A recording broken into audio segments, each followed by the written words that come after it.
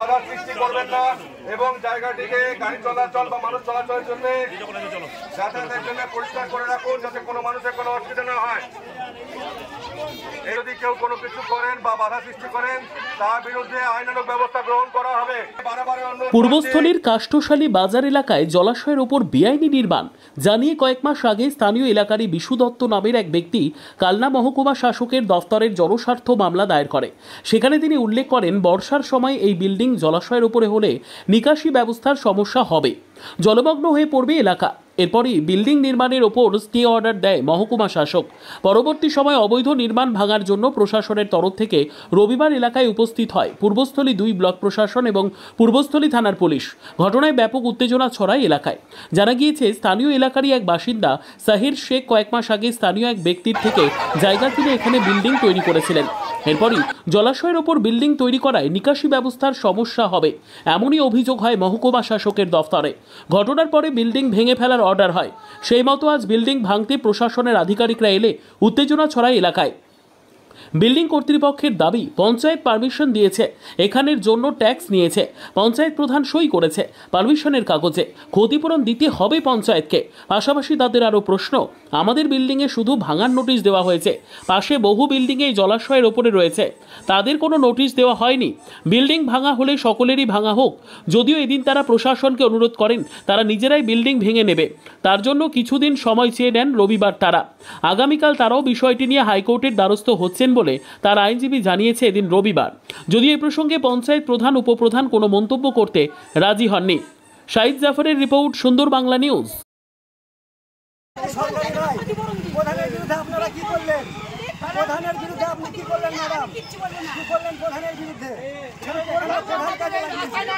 আজকে 15-16 লাখ টাকা আমরা যে খরচা করলাম, এটা কে ভরপাইটা কে করবে? আজকে পারমিশনটা তো হার কাটতে আমরা লিগালি লাগাও, আমরা বুঝতাম না যে জায়গা কনভার্সন করাতে হয়।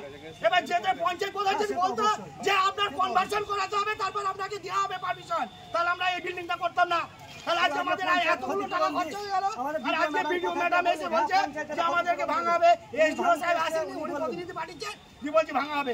আমরা তো ওনাকে দেখেছিলাম, আমরা 2বার গিয়েছি, ওনার সঙ্গে আরো 2-3 বার গিয়েছি। উনি বললেন যে পঞ্চায়েত ক্ষতিপূরণ দেবে, পঞ্চায়েত করতে বলেছে। এটা দেখুন ডকুমেন্টস আপনারা দেখুন, এখানে প্রধানের সই আছে। এই যে দেখুন 2000 টাকা নিয়েছে। আমরা কাঁধে কাঁধে, আমরা তো সাধারণ মানুষ। এখানে যে কি হয়েছে? এখানে আজকে যেটা হয়েছে, প্রথমত কাষ্ঠশালী মার্কেটটা, পুরো মার্কেটটাই আছে খালের উপর, যার শ্রেণী হচ্ছে খাল। তার সত্ত্বেও স্পেসিফিক সার শেখের নামে একটা কমপ্লেন করা হয়েছে পলিটিক্যাল ইনফ্লুয়েন্স, এবং সেই কমপ্লেনের ভিত্তিতে আজকে এসডিও সাহেব অর্ডার দিয়েছে। কিন্তু কি অর্ডার দিয়েছে? এসডিও সাহেব যে অর্ডারটা দিয়েছে, সেই অর্ডারটা আমার ক্লায়েন্টকে সে অর্ডার দেওয়া হয়নি, আজকেও দেওয়া হয়নি। আজকে ফিজিক্যালি সেই কপি দেখানো হয়েছে, দেখানো হওয়ার পর এবং নিয়ে নেওয়া হয়েছে। সুপ্রিম কোর্টের এরকম অনেক জাজমেন্ট আছে যেখানে বলা হয়েছে যে কোনো এক্সিকিউটিভ বডি কোনো ইলিগ্যাল কনস্ট্রাকশন ডেমোলিশন করতে গেলে তাকে তার 7 দিন হোক, 10 দিন হোক বা 15 দিন আগে হোক তাকে নোটিশ করতে হয় বা অর্ডার কপি অ্যাটাচ করতে হয় প্রপার্টিতে। আচ্ছা, আপনার মক্কেল যে বেআইনি নির্মাণ করেছে, এর কি কোনো অনুমতি নিয়েছে? হ্যাঁ, আমার ক্লায়েন্ট পূর্বস্থলী পঞ্চায়েত অফিস থেকে প্রধানের কাছ থেকে পুরোপুরি পারমিশন নিয়েছেন এবং প্রধান ইনকোয়ারি করেছেন। ইনকোয়ারি করার পর প্রধান বিল্ডিং স্ট্রাকচার দেখেছেন এবং সেখানে সই করেছেন। প্রধান নিজে সেখানে সই করেছেন। তারপরে তাতে কি কোনো ট্যাক্স ফ্যাক্স নিয়েছে সরকারি? এবং আমার ক্লায়েন্ট যেটা সরকারি পঞ্চায়েত অ্যাক্টের যে নিয়ম আছে, সেই নিয়ম মেনে সরকারকে ট্যাক্স দিয়েছেন। ট্যাক্সের রসিদ আমার ক্লায়েন্টের কাছে আছে। আজকে কি প্রধান এসছে? আজকে আমরা প্রধানকে দেখতে পাইনি।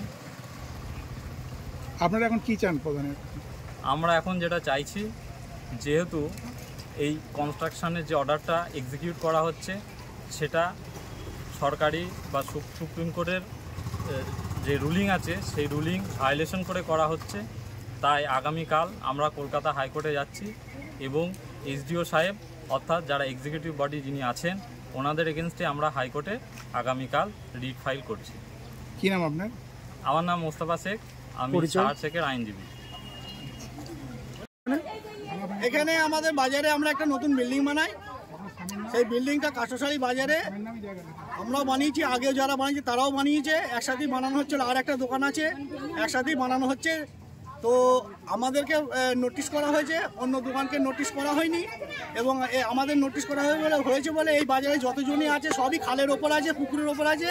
তার রেকর্ড আমরা জমা দিয়েছিলাম এসডিওর কাছে, যে আমাদের যে কমপ্লেন দিয়েছে আমরা সকলের জন্যই কমপ্লেন দিলাম, তাহলে সকলকেই ডাকা হোক। আমাদেরকে যেমন চিঠি করা আছে ওদেরকেও চিঠি করা হোক, ভাঙলে সকলকেই ভাঙা হোক। তো অতএব না করে আমরা মুসলমান বলে শুধু আমাদের দোকানটাই ভাঙা হলো, অথবা অন্য কোনো দোকান ভাঙা হলো না। এটাই আমার কথা। আমরা কি তাহলে কি আমরা কি জাতিগতভাবে আমরা সরকারের কাছে আমরা কি দু চোখে বিষ হয়ে গেলাম? আজকে কি ভাঙতে এসছে দোকান? আর এখন ভাঙতে এসছে, আমাদের দোকান ভেঙে দেওয়া হচ্ছে, ভাঙা চলছে। তো আমরা অনেক চেষ্টা করছি, ম্যাডামের সঙ্গে আমরা 15 দিন টাইম চাইলাম নিজেরা ভেঙে নেবো বলে। এখন দেখা যাক ম্যাডামরা কত দূর আমাদের কি করে, এখনো সম্পূর্ণ কথাবার্তা ঠিক হয়নি। যদি সকলের বিল্ডিং ভেঙে দেয় আমাদেরটা ভেঙে দিক, আমাদের জন্য কোনো দুঃখ নেই। আচ্ছা, আর বলছি যে বিল্ডিং করেছে আপনার কে হয়? আমার ভাই বাইরে থাকে, যার জন্য আমার হচ্ছে মাসির ছেলে। আচ্ছা, আপনার নাম? আমার নাম দিলদার শেখ। চুপি কাষ্টশালী বাজারের কাছে আমাদের পূর্বস্থলী পঞ্চায়েতের অধীনে একটা ক্যালভার্ট আছে, সেই ক্যালভার্টের নিচে একটা অবৈধভাবে বিল্ডিং খাড়া হয়েছে। সেই অবৈধভাবে বিল্ডিং খাড়া করার অভিযোগটা জনসাধারণের জন্য আমি এসডিওকে কমপ্লেন করি, এবং কমপ্লেন করার পর 1.5 মাস পরে সেটা স্টে অর্ডার বার হয়, ভাঙার অর্ডার। এবং আজকের দিনে সেটা নিষ্কাশন করতে এসেছে। এবং এরপর থেকে জানি যে পূর্বস্থলী প্রধান সে লিখিত অভিযোগ বা পারমিশন দেয় করতে বিল্ডিংটাকে, এবার তার যদি নিষ্কাশন করা হয় তাহলে তদন্ত মানে পুলিশ প্রশাসন তদন্ত করে মানে উপযুক্ত পূর্বস্থলী প্রধান যেন উপযুক্ত শাস্তি হয়, এইটা আমি চাই। আচ্ছা, ওখানে কি একটাই বিল্ডিং হয়েছিল না আরও আছে? ওখানে চতুর্দিকে বিল্ডিং আছে জলাশয়ের মধ্যে। তা সেগুলোর ব্যাপারে কি বলতে চাইছেন? সেগুলো কমপ্লেন যদি করতে হয় করবো, জনসাধারণ যদি বলে তাহলে করবো কমপ্লেন। আচ্ছা, আপনার নাম? বিশ্বনাথ দত্ত।